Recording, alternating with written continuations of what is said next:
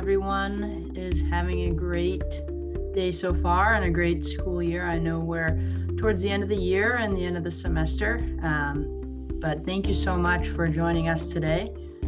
To introduce myself, my name is Bridget Quinn. I'm one of the regional directors for scientific partnerships here at Labster. I work mainly in higher ed with a few different states, but excited to walk you all through our platform today and answer any questions that you may have. So I'm just gonna give it a couple minutes or 30 seconds or so. I see we have some people joining, so just want to make sure we can wait for everyone.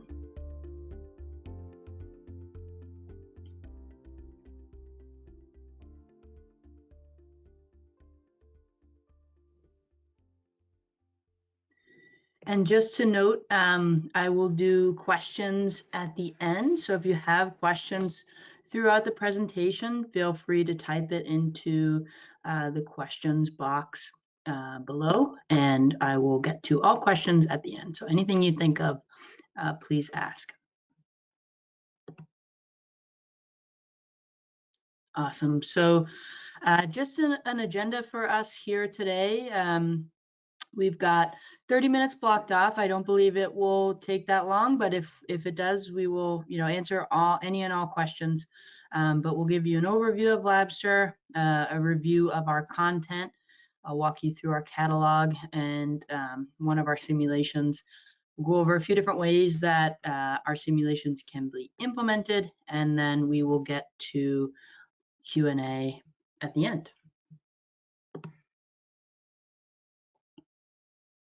So just to get started, a little bit of background on Labster. So we began as an outreach project at the University of Copenhagen back in 2013.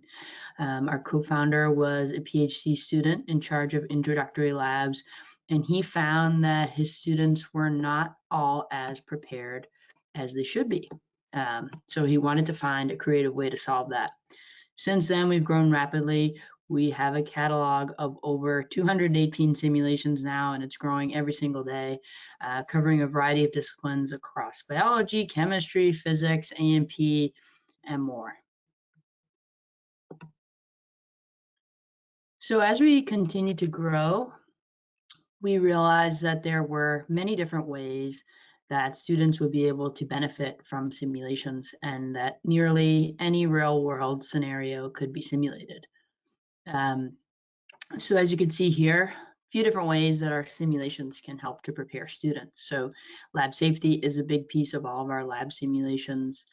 Learning protocol, so being able to master different techniques in a safe, controlled, cost-effective environment with the opportunity to learn by failure.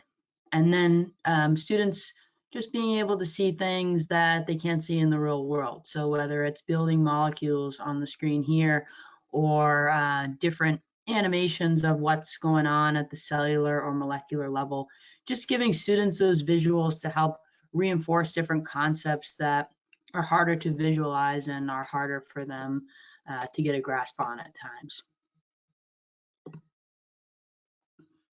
So a few different ways that our simulations have been shown to help improve student outcomes. So, decreasing the knowledge gap. Some students are coming into a course with prior knowledge that maybe other students don't have.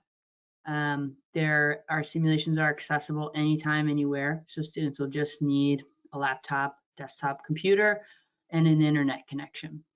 They are gamified. We like to think of our simulations like an educational video game. So it keeps students engaged and keeps them excited about what they're learning in their course. Improves conceptual understanding. So like I was saying before, giving them visuals of things that they can't see in the real world.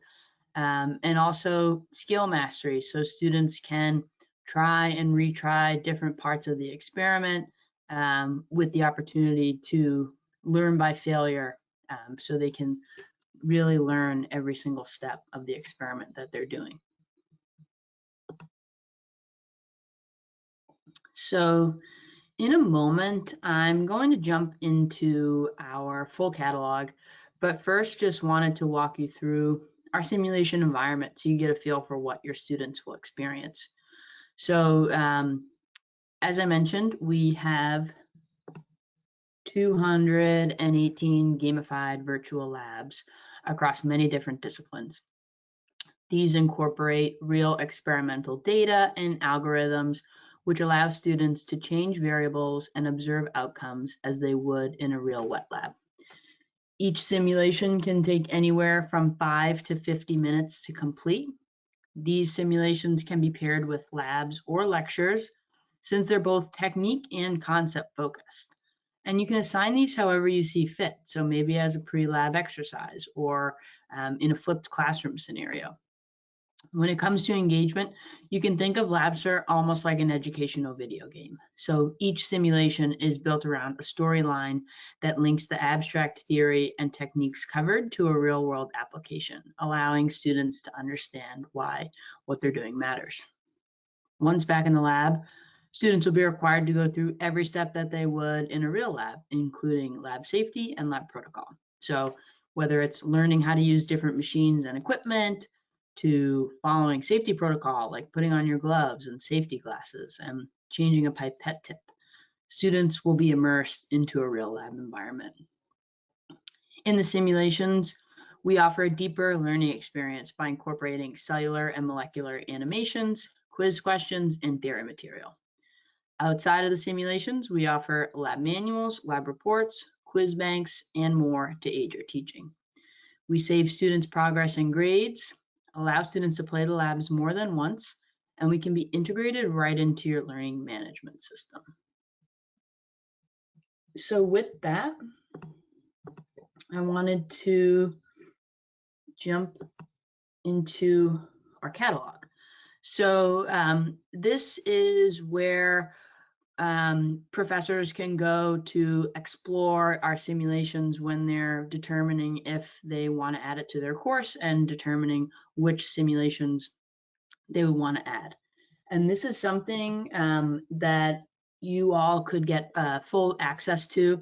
After this webinar, someone from our team will be reaching out to everyone that's registered to see if you would want, a more tailored conversation to your courses, and also if you would like to be set up with trial access to our catalog. So everything on our catalog is broken up by course. And it's really just a way to organize all of our simulations. We do have a course mapping team, so if you wanted us to take a look at your syllabus and determine which simulations would be a good fit for your curriculum, and those simulations can be from any content area. So if you're teaching general biology, you're not limited to just what's in this bucket here. You can really pull from any content area that you'd like based on what's going to fit with your course. So clicking into the course package, you can take a look at all of our simulations here.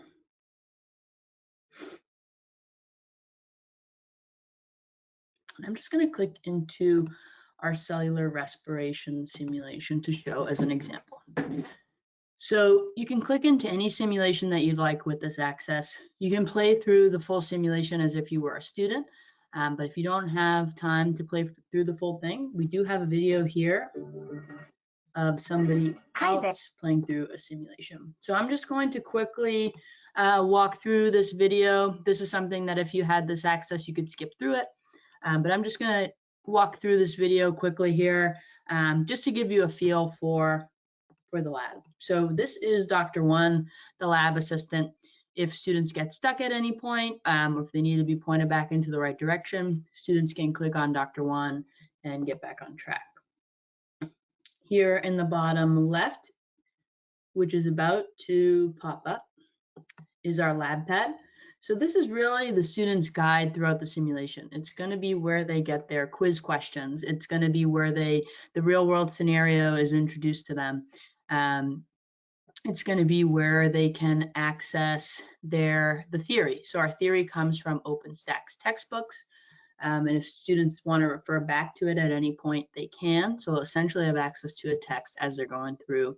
But the lab pad's really just going to summarize for them. Here's what we're doing today. Here's the steps we need to take to get there. And here's what we found so far. So like I mentioned, each simulation aligns with a real world scenario. So in this scenario, you're going to be working with a local basketball team to help them understand the science behind their exercise. So what's cool is the student is actually going to teleport to this community basketball court and talk to these guys. One of them went to the team pasta dinner last night. One of them didn't, and they're not feeling so hot. So they're actually going to take a couple of blood samples, bring it back to the lab. So here they're ready to enter the lab. They're going to put on all the same PPE that they would in a real lab environment, and they're ready to get started. Here's an example of a quiz question. These are going to pop up throughout the simulation. They're really cumulative, check for understanding along the way, and the students have to answer the quiz question correctly before they can continue. So here they're going to be looking at the blood samples, taking a look at the glucose levels, the lactic acid levels. They'll have all the same equipment that they would in a real lab scenario. So they've got their testing strips here, biohazard container, of course. So they'll have all the same equipment that they would in a real lab.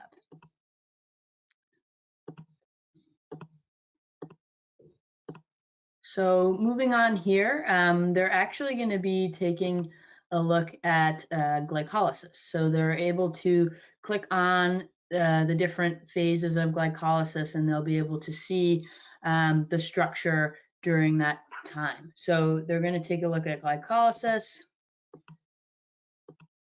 Then next, there'll be quiz questions along the way just about glycolysis. And they'll move on. They'll take a look at the blood sample analysis, which is going to be sped up over time.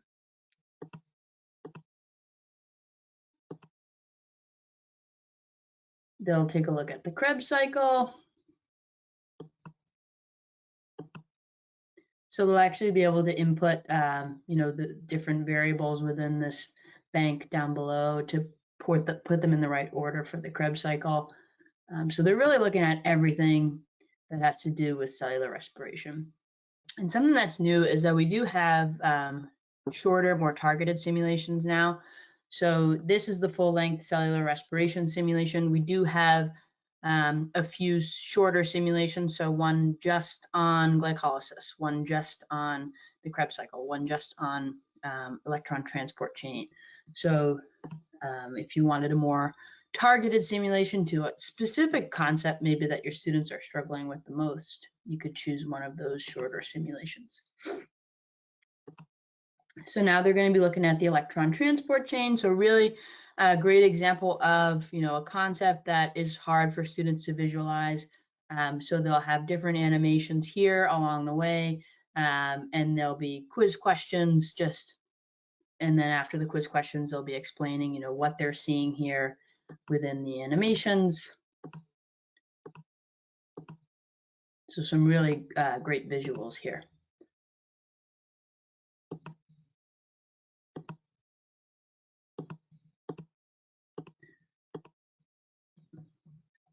Then they're going to be looking at oxygen consumption as it relates to different levels of exercise intensity. So they're going to be looking at some mouse data here.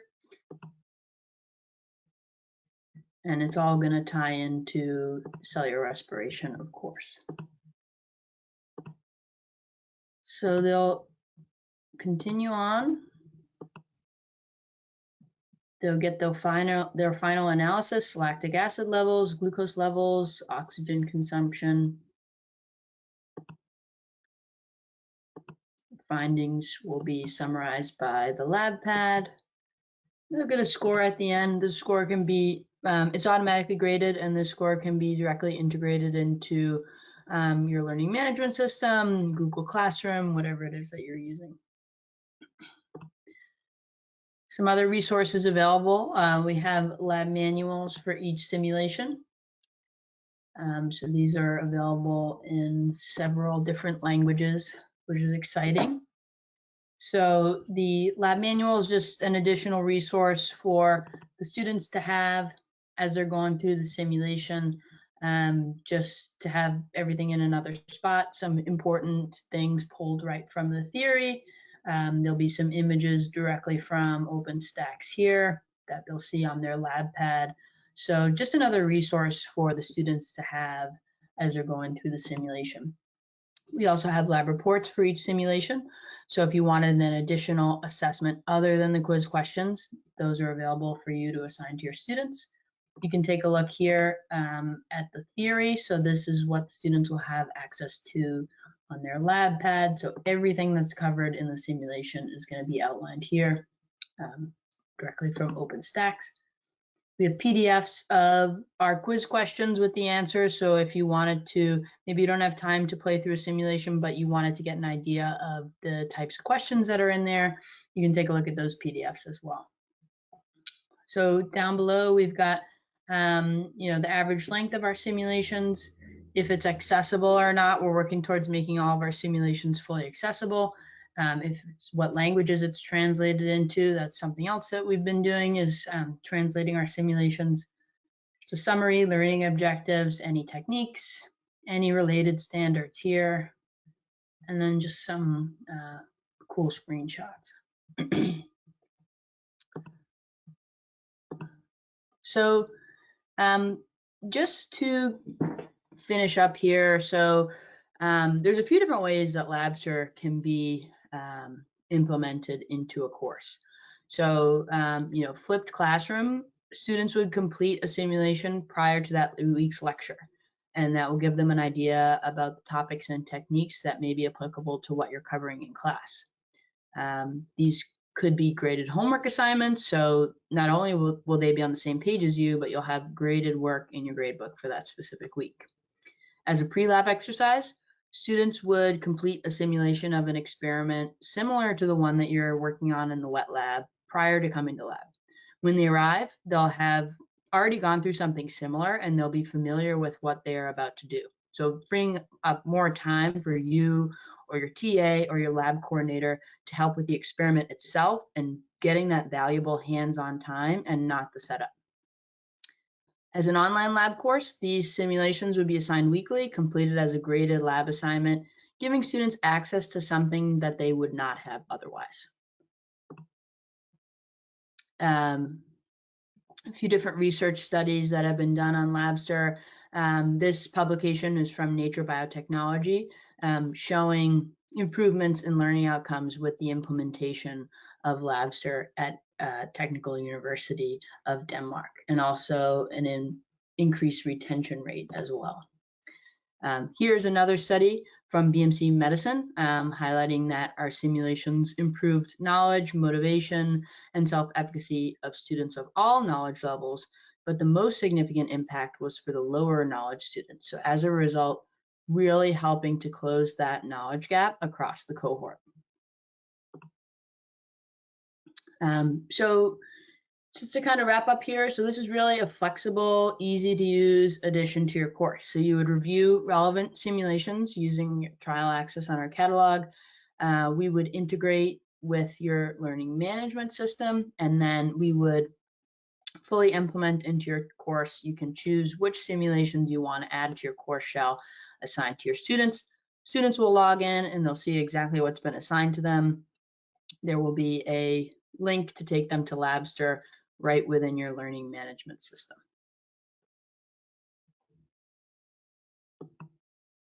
Awesome. So that is really all I had to cover. So again, any questions that you have, please feel free to type them into the Q&A. I am going to, it looks like we had a couple questions already, so I'm going to start to answer, but if you think of any other questions, just please feel free to ask. So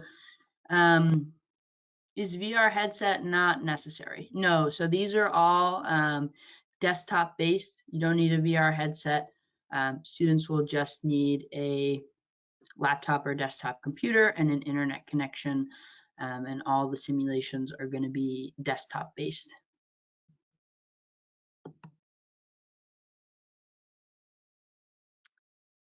Okay, another question here. This is great. I have a couple of questions.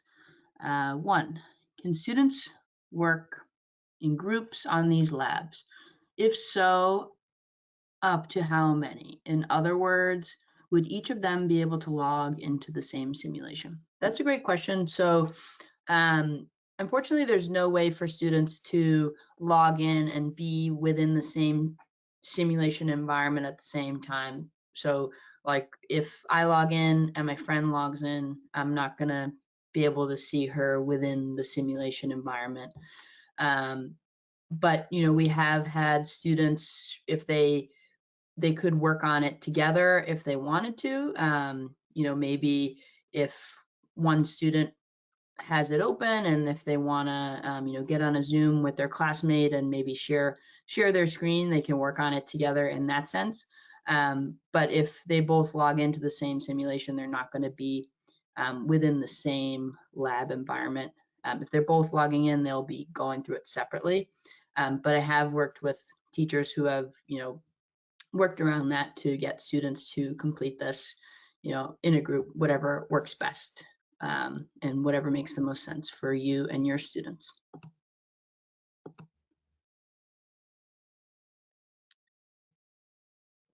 Okay, so it's good to see the experiments are categorized by science discipline. Are they further broken down by grade levels aligned with any type of national science standards, e.g. next generation standards, Common Core, etc.? So within the catalog, so it's really going to be broken up by course, and then within course, it will be, it will indicate if it's high school level. So everything that doesn't say high school is going to be aimed toward higher education. But then we do have course packages that are indicated here, high school biology, high school earth sciences, um, high school chemistry as well. And then when you click into a package, if you wanted to click into a simulation details, we do have the different related standards here. So different, AP, IB, and GSS.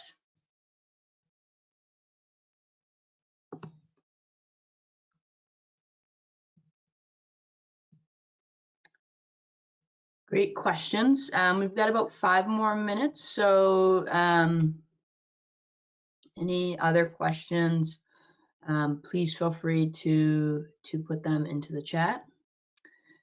And like I mentioned, you will be getting reached out to by someone on our team because you registered for this webinar. You'll also be sent the recording of this webinar. So if you maybe, I know we got a couple that kind of filtered in late. So someone will be reaching out to you if you wanted to have a conversation with someone on our team more specific to high school, or more specific to higher ed, or more specific to the courses that you're teaching. We can have that conversation with you and then get you set up with trial access as well.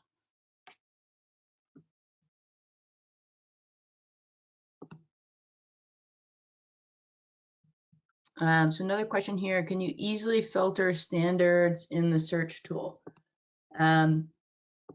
So unfortunately, can really only search by specific simulation. So if you wanted to look for titration, you'll find that here. You can search by course packages.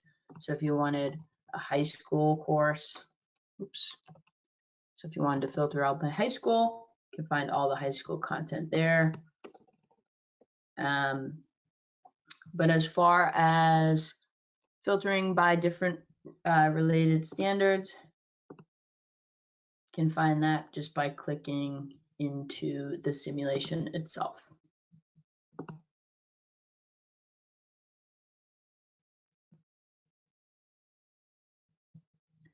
Okay, so we've got about 3 minutes here.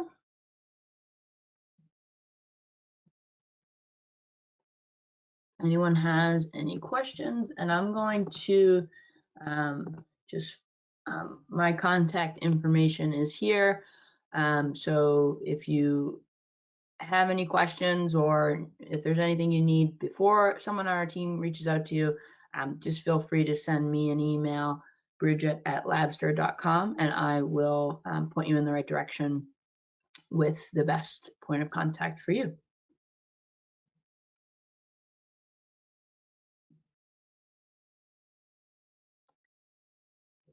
Awesome. So I will